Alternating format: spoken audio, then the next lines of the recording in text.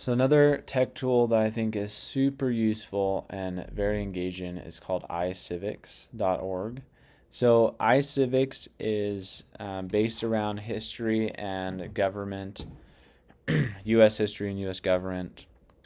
They have tools for teachers, and then they have items for students. So if you click on Teach, there's a ton of resources um, as it comes to teaching. There's whole units of curriculum. There's whole lessons.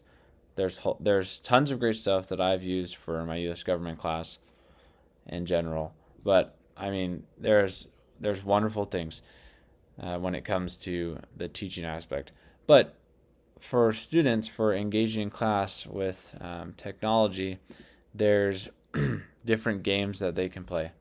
And I mean, you can see the list when you click down.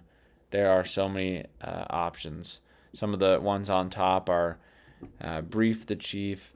So you are going to advise presidents through major historical activities. You can do games about just being a good citizen, being civically engaged in your neighborhood. Doing games about more presidential choices. They also have Spanish as well. Games about taxes. So there's tons of games, tons of options, and they're pretty engaging. I've tried a few for my government class. I mean, I've had my seniors, I think, play one of them. I think these games are a little bit more meant for younger ages. I teach 11th and 12th graders, so not as the same, but they still found the one I had them do interesting.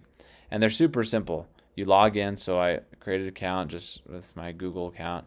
You click on the game you want to play. It loads the game for you. It does not take too much time. And then you're involved the whole time. So it's choosing. You get to make choices the whole entire game. There's obviously some things that you need to read and do, but I think it's a very useful game. And some of them are historical based, some are present day based.